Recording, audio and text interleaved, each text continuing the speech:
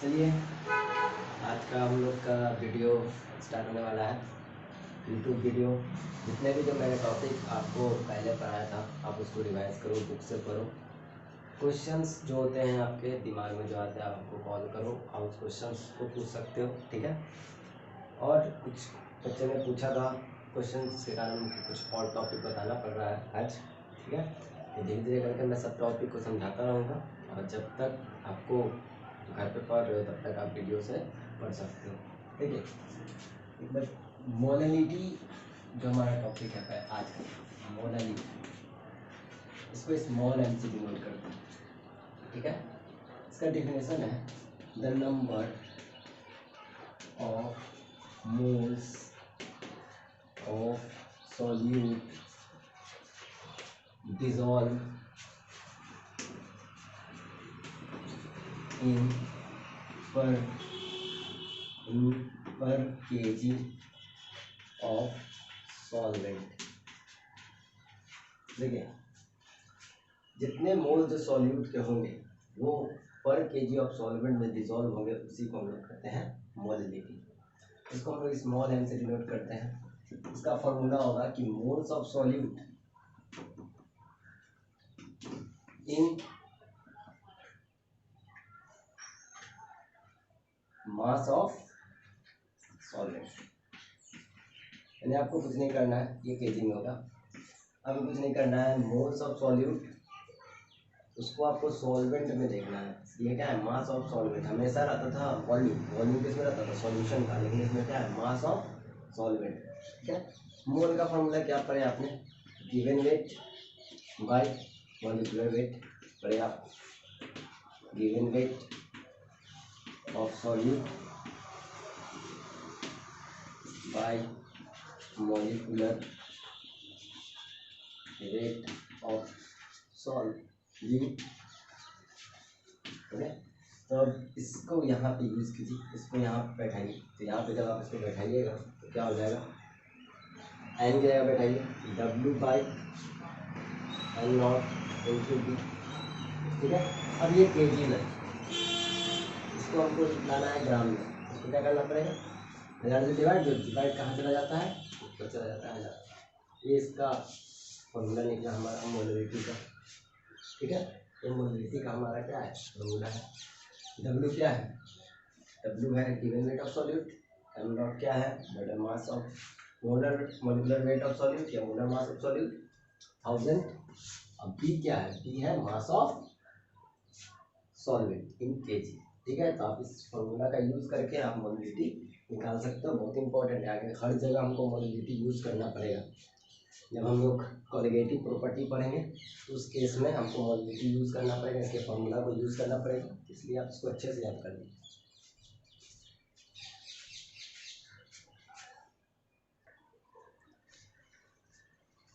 अगला जो हमारा टॉपिक है वो solubility of gas in liquid, यानी कि गैस को आपको लिक्विड में उसका सॉल्यूशन बनाना, ठीक है। तो गैस किस फेज में होगा, सॉल्यूट। लिक्विड किस फेज में होगा, सॉल्वेंट। और इसी को हम लोग क्या करते हैं, गैस इन लिक्विड सॉल्यूशन।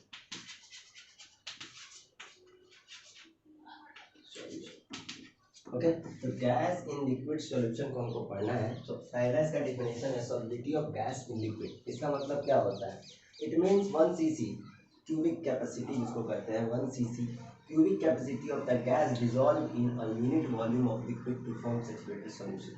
मतलब कोई एक यूनिट वॉल्यूम ऑफ गैस, जो 1 cc ऑफ गैस जो होता है यूनिट वॉल्यूम ऑफ सॉल्यूशन में, जो लिक्विड में डिसॉल्व करके एक सैचुरेटेड सॉल्यूशन जो बनाता है उसको हम लोग कहते हैं gases, solubility of gas in liquid. यानी कोई गैस उसका यूनिट एक लिक्विड के यूनिट में जाके मिलके और उसका सैचुरेटेड सॉल्यूशन बनाएगा, उसको हम लोग कहते हैं solubility of gas in liquid. तो इसके जो solubility of the gas in liquid होता है, मान लीजिए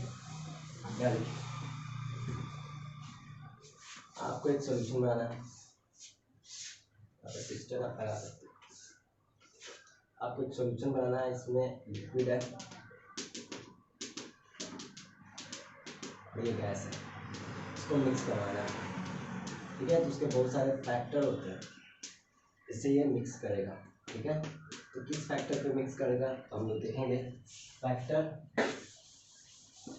affecting solubility of gas in liquid, factor affecting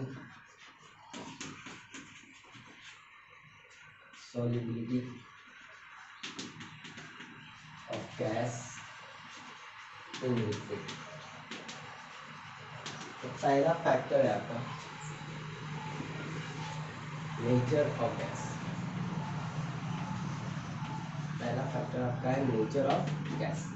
ठीक है, देखिए मान लीजिए ये क्या है, सॉल्यूट है, ये गैस फेज है, सॉल्यूट, ये क्या है, सॉल्वेंट है। दोनों को मिक्स कराना है, इसके कुछ फैक्टर्स होते हैं जो हमको पढ़ना बहुत जरूरी है, तभी जाके ये मिक्स करेगा। ठीक है, तो नेचर ऑफ द गैस, जैसे कि आप पोलर सॉल्यूट जो होगा वो हमेशा पोलर सॉल्वेंट नहीं मिलेगा।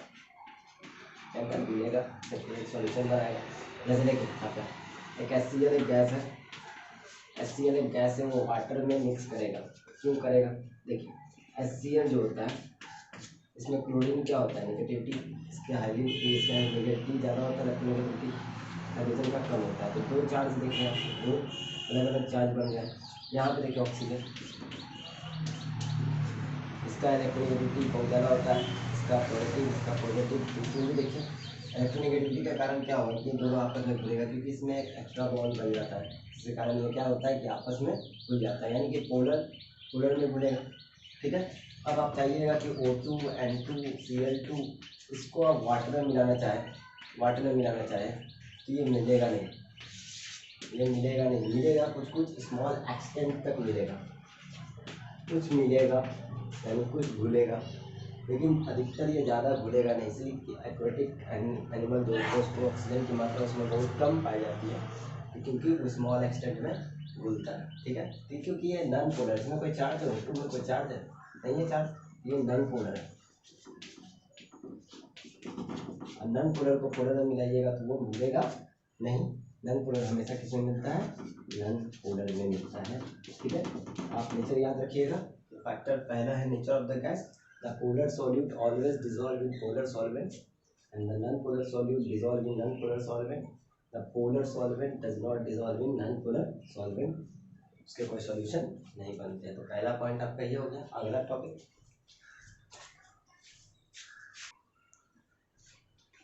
अब देखिए दूसरा फैक्टर जो है वो टेम्परेचर, ये बहुत इंपॉर्टेंट है। टेम्परेचर क्या है, इसके फैक्टर क्या होंगे। देखिए मान लीजिए कि इसका आप सॉल्यूशन बना रहे हो, आप एक सॉल्यूशन तैयार कर रहे हो गैसेस का और लिक्विड का। गैसेस और लिक्विड का सॉल्यूशन आप जब तैयार करोगे तो अगर बाय द वे आप इसको हीट कर रहे हो बर्नर के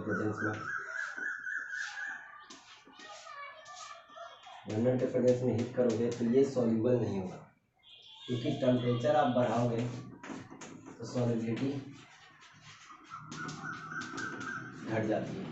क्यों, क्योंकि आप देखते हो अगर आप कोल्ड ड्रिंक जो बना होगा तो कोल्ड ड्रिंक का टेम्परेचर बढ़ा के उसमें CO2 गैस डाला गया होगा, है ना। जैसे कि आप ठंडा कभी गर्म गैस खोलना, या कभी तुम देखना कि सॉल्युबिलिटी जो होता है, जैसे ठंडा कोल्ड ड्रिंक का जानते हो, जब आप उसको खोलते हो देखते हो गैस निकलता है सब, तो उसमें जो सॉल्युबल किया गया होगा CO2 को, तो वो इस टेम्परेचर लो में किया गया होगा, क्योंकि अगर टेम्परेचर लो करते हो तो सॉल्युबिलिटी बढ़ जाता है। ठीक है, टेम्परेचर हाई करते हो सॉल्युबिलिटी घट जाता है। कोई भी गैसेस कब सॉल्युबल है, लिक्विड में तभी सॉल्युबल है जब उसके टेम्परेचर को क्या करेंगे, कम करेंगे। जैसे कि देखिए कि अगर आप गैस को लिक्विड में मिला रहे हो तो एक सॉल्यूशन तैयार हो रहा है, वो सॉल्यूशन हमेशा एक्सोथर्मिक होगा, ठीक है, एनर्जी देगा, एक्सोथर्मिक एनर्जी देगा। तो अब देखिए आप कि जब कोई गैस को आप लिक्विड में सॉल्यूशन का तैयार कर रहे हो तो लिक्विड एक्सोथर्मिक है, ठीक है, वो हीट एनर्जी को रिलीज कर रहा है। तो हीट एनर्जी को जब रिलीज करता है तो डेल्टा एच उसका क्या होता है, हमेशा निगेटिव होता है। ठीक है, तो डेल्टा एच अब इसका निगेटिव होना चाहिए। आप उसको और हीट दे देते तो वो घुलेगा, है ना। अब वो चाह रहा है कि मुझे हीट निकालना है घुलने के लिए, अब और उसको आप हीट दे रहे हो तो वो घुलेगा ही नहीं, उसका उसका उसका उस पर आप नेचर को क्या कर रहे हो, अफेक्ट कर रहे हो। अब देखिए क्या होता है कि आप जब आप इसको हीट करते हो तो ये सॉलिडिटी इसका क्या हो जाता है, घट जाता है। और सॉलिडिटी जब हीट करोगे तो एक चीज़ और बढ़ जाएगा, जिसको हम लोग कहते हैं डेल्टा एस, रेंडमनेस। आप पढ़े होंगे delta S, randomness, randomness entropy, ठीक है। तो ये डेल्टा एस भी नेगेटिव हो जाएगा। उसके बाद आप गिब्स फ्री एनर्जी पढ़ोगे थर्मोडायनेमिक्स में, गिब्स एनर्जी, इसमें देखिए इसमें पढ़े होंगे delta H minus T delta S, आप पढ़े होंगे। अब देखिए ये निगेटिव है, ये भी निगेटिव है, ठीक है। अब स्पॉन्टेनियस, अगर कोई भी रिएक्शन खुद ब खुद होता है, स्पॉन्टेनियस, अगर कोई भी रिएक्शन या कोई भी प्रोसेस खुद ब खुद होता है, उसका डेल्टा जी का वैल्यू क्या होना चाहिए, निगेटिव। डेल्टा जी का वैल्यू क्या आना चाहिए, निगेटिव। लेकिन इस प्रोसेस का है कि हमको डेल्टा जी का वैल्यू क्या आना चाहिए, निगेटिव आना चाहिए। अब बताइए ये निगेटिव, ये निगेटिव, अगर आप टेम्परेचर बढ़ाओगे तो निगेटिव निगेटिव क्या हो जाएगा, पॉजिटिव। अब पॉजिटिव जब हुआ, निगेटिव निगेटिव जब ये निगेटिव जाके पॉजिटिव जब हुआ, तो इक्वेशन समझ सकते हो आप। ये निगेटिव एक्सोथर्मिक के कारण, रैंडमनेस के कारण ये डेल्टा माइनस निगेटिव, ठीक है। अब ये निगेटिव करके क्या हो जाएगा, पॉजिटिव हो जाएगा। अगर आप टेम्परेचर बढ़ाओगे ये पूरे वैल्यू किस में आ जाएंगे, पॉजिटिव में जाएंगे, तो ये प्रोसेस होगा ही नहीं, ठीक है। यानी कि जब आप टेम्परेचर बढ़ाओगे तो ये प्रोसेस नहीं होने वाला है, सॉलिडिटी नहीं होने वाला है, याद रखिएगा। When temperature increases solidity decreases, because कि सॉलिडिटी जो होता है वो एक ऐसा प्रोसेस है जो एक्सोथर्मिक होता है। एक्सोथर्मिक में डेल्टा एच एंथैल्पी निगेटिव होता है और रैंडमनेस इसका निगेटिव हो जाता है। इसके कारण क्या हो गया कि निगेटिव निगेटिव पॉजिटिव वैल्यू आ जाएगा और ये वैल्यू इससे हाई हो जाएगा, तो जी डेल्टा जी किस में आ जाएगा, पॉजिटिव में आ जाएगा। तो ये प्रोसेस को होने में मदद नहीं करेगा, इसलिए डेल्टा जी हमें क्या होना चाहिए, निगेटिव होना चाहिए कोई भी स्पॉन्टेनियस प्रोसेस के लिए। तो आप याद रखिएगा कि जब टेम्परेचर बढ़ाएंगे तो उसके सॉलिडिटी क्या हो जाते हैं, घट जाते हैं। पोलर पोलर में मिलता है, नॉन पोलर नॉन पोलर में मिलता है। 2 पॉइंट। तीसरा पॉइंट से आपका प्रेशर,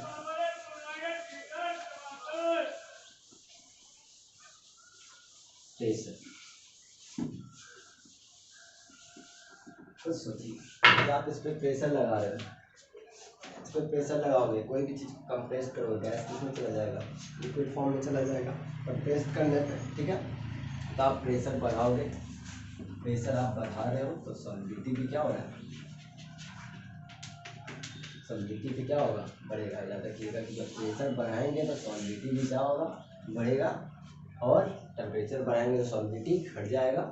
ये 2 पॉइंट्स सब बहुत इंपॉर्टेंट है जिसको आपको याद रखने हैं। और इसी से हम लोग एक लॉ पढ़ेंगे, इसका नाम है हेनरी लॉ, ठीक है। तब तक आप इसको नोट्स कीजिए, हम बताते हैं हेनरी लॉ।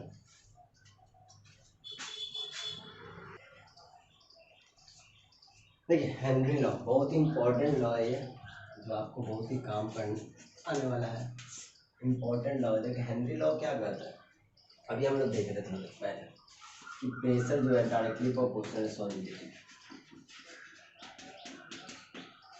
प्रेशर जो है डायरेक्टली प्रोपोर्शनल है सॉलिडिटी के। अगर आप प्रेशर बढ़ाते हो तो सॉलिडिटी भी क्या हो जाता है, बढ़ जाता है, आपने अभी देखा था। अब सुनिए ये जो हेनरी लॉ हमारा क्या करता है कि अब जैसे कि उसने क्या किया, हेनरी ने एक कंसंट्रेशन टर्म में से मोल फ्रैक्शन को लिया।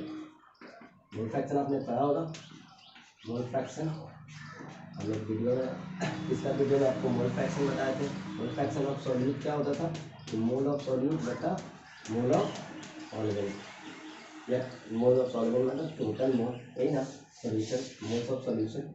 मोल फ्रैक्शन जो रेशियो होता है मोल ऑफ सॉल्यूट बटा टोटल मोल, ठीक है।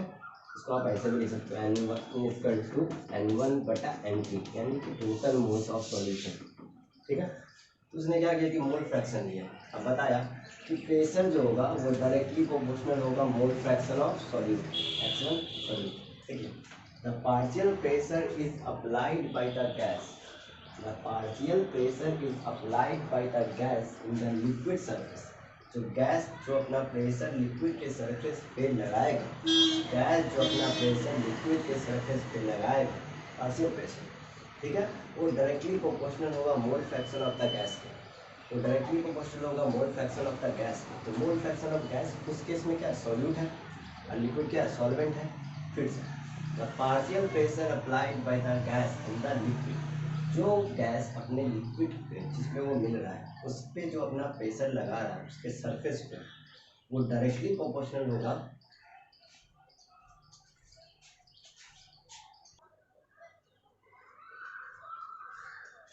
देखिए फिर से लाइन कट गया तो थोड़ा।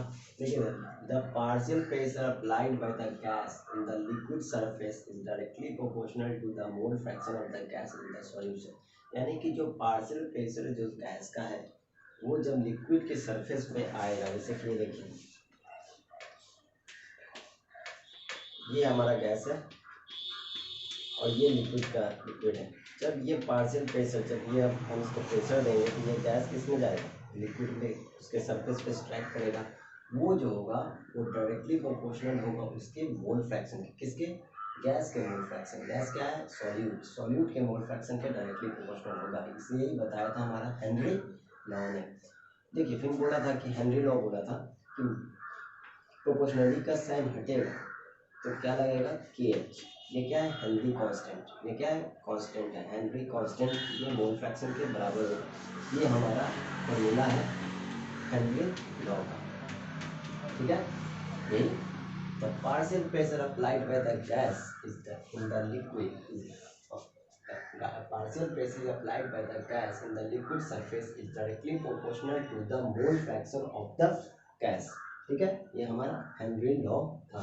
इसको आप जरूर से याद रखिएगा क्योंकि ये बहुत ही इम्पोर्टेंट है। यहाँ पे देखिए प्रेशर क्या है? Pressure of partial pressure of gas है, partial pressure of gas case क्या है? हेनरी कांस्टेंट है, हेनरी कांस्टेंट।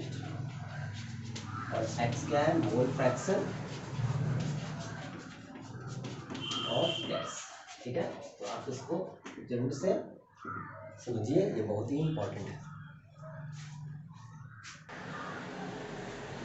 अब देखिए थोड़ा सा अभी हम लोग पढ़े हेनरी लॉ के अनुसार P इक्वल टू KHX। ठीक है, तो जब हम लोग पहले पढ़े थे कि टेम्परेचर बढ़ाइएगा तो सॉलिबिलिटी क्या होता है? क्या हो जाता है? सॉलिबिलिटी घट जाता है।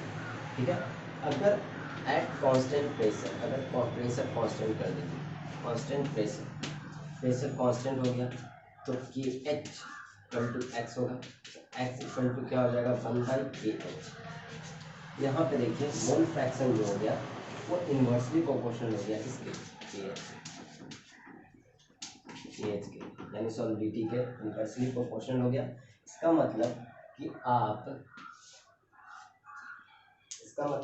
आप टेम्परेचर बढ़ाते हो तो सॉलिबिलिटी घट जाता है। तो KH भी बढ़ाओगे तो सॉलिबिलिटी क्या हो जाएगा? घट जाएगा। ठीक है, टेम्परेचर बढ़ाओगे सॉलिबिलिटी घट जाएगा, KH भी बढ़ाओगे हेनरी कांस्टेंट भी बढ़ाओगे तो सॉलिबिलिटी घट जाएगा। ठीक है, तो यहाँ देखिए KH बढ़ाओगे तो सॉलिबिलिटी घट जाएगा। तो इसका मतलब टेम्परेचर जो होगा उसको बढ़ाइएगा तो KH का वैल्यू भी क्या होगा? बढ़ेगा। फिर से टेम्परेचर बढ़ाते हैं सॉलिबिलिटी घट जाता है। कांस्टेंट प्रेशर ले लीजिए तो प्रेशर कांस्टेंट तो KH x equal to 1/KH, यानी कि x जो है सॉलिबिलिटी यानी मोल फ्रैक्शन इन्वर्सली प्रोपोर्शनल हो गया KH का। मीन्स कि आप टेम्परेचर बढ़ाते हो सॉलिबिलिटी घट जाता है, KH भी बढ़ाइएगा तो सॉलिबिलिटी घट जाएगा। तो इन दोनों का रिलेशन सेम आ रहा है ना। तो टेम्परेचर बढ़ाएंगे तो KH भी हमारा बढ़ेगा, लेकिन दोनों केस में हमारा सॉलिबिलिटी क्या हो जाएगा? घट जाएगा। क्लियर है? अब देखिए यहाँ पे अब मैथ में पढ़े हुए y equal to mx, graph कैसा होता है? स्ट्रेट होता है। अब इससे इसको रिलेट कीजिए। देखिए p की जगह y, n स्लोप kh और x, यहाँ मोल फ्रैक्शन यहाँ पे x। ठीक है, अब इसका जो ग्राफ बनाइएगा हेनरी कांस्टेंट का, हेनरी लॉ का, तो यहाँ पे प्रेशर लीजिएगा y एक्सिस पे। ठीक है, x एक्सिस पे मोल फ्रैक्शन लीजिएगा और ये ग्राफ कहाँ से स्टार्ट होगा? ओरिजिन से, और इसके स्लोप जो होंगे वो कौन बताएगा? KH। ठीक है, याद रखिएगा इस पॉइंट को भी, क्योंकि ग्राफ बहुत ही इंपॉर्टेंट होता है, आपको कैलकुलेट करने में दे सकता है कभी एग्जाम में, इससे आप कैलकुलेट करना जानते हो। ठीक है,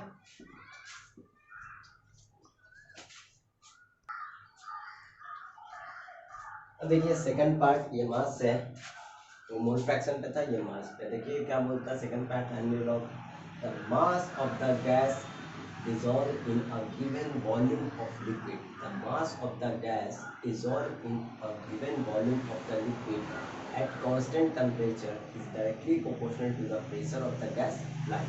अगर constant temperature हो गया जो होने पे mass of the gas जो होगा dissolve in a liquid होगा वो उसके प्रेशर के डायरेक्टली प्रोपोर्शनल होगा, यानी कि मास जो होगा वो डायरेक्टली प्रोपोर्शनल होगा किसके, प्रेशर के। ठीक है, तो प्रोपोर्शनली का साइन हटाइए तो क्या लग गया, के एच पी।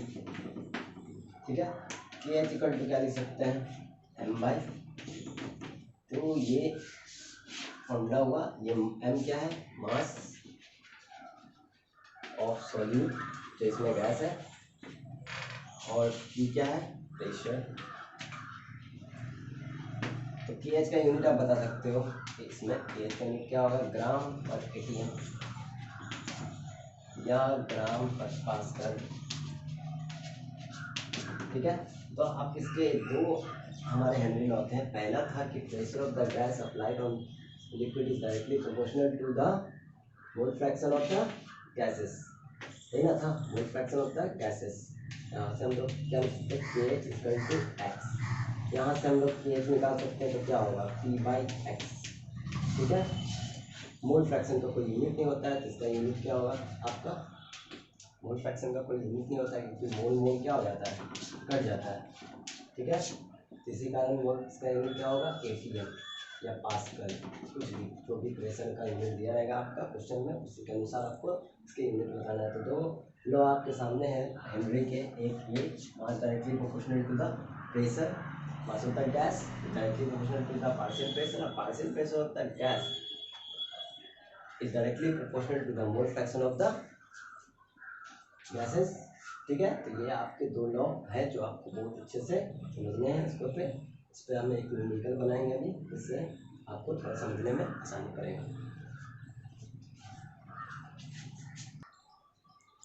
देखिए मेरा क्वेश्चन है, ये हेनरी लॉ का क्वेश्चन है। देखिए, the mole fraction of helium is 1.2 into 10 के पावर -6।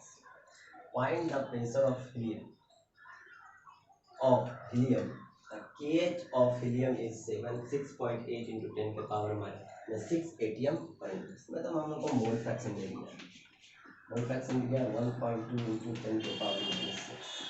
ठीक है, और kh का वैल्यू दे दिया, kh का वैल्यू है हमारा 6.8 into 10 के पावर -6। पूछ रहा है प्रेशर, तो अभी आपने हेनरी लॉ पढ़ा था, प्रेशर इक्वल टू क्या होता है, kh। के एच का वैल्यू कितना दिया हुआ है, 6.8 into 10 के पावर -6 इंटू मोल फ्रैक्शन कितना दिया है, 1.2 into 10 के पावर -6। आप इसको सॉल्व करें, आपका आंसर आ जाएगा। ठीक है, एक क्वेश्चन और देखते हैं।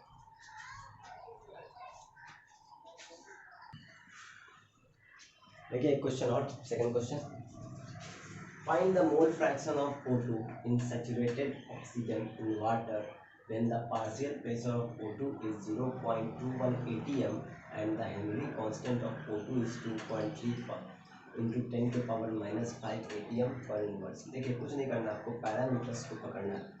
एटीएम में क्या दिया जाता है, हमारा प्रेशर, यानी हमारा प्रेशर दे दिया है 0.21 atm। ठीक है, हेनरी कांस्टेंट आपका दे दिया है के एच 2.3 into 10 के पावर -5 atm पर इनवर्स। ठीक है, आपका क्या पूछ रहा है, mole fraction, mole fraction, mole fraction पूछ रहा है आपसे, यानी एक्स पूछ रहा है, एक्स एक्स डायरेक्ट लिखिए एक्स। अभी पढ़े पी इक्वल टू क्या होता है, K H x, x equal to क्या हो जाएगा, पी बटा के एच। ठीक है, पी बटा के एच। अब पी कितना दिया हुआ है आपका, पी दिया हुआ है आपका 0.21 दिया हुआ है, के एच कितना दिया हुआ है 2.3 into 10 के पावर -5। ठीक है, आप इसको क्या कीजिए, सॉल्व कीजिए, आपका आंसर समझे। कुछ नहीं करना, आपको पैरामीटर्स देखना है, फॉर्मूला पे बैठाना है और न्यूमेरिकल सॉल्व करना है, कोई बड़ा बात नहीं है।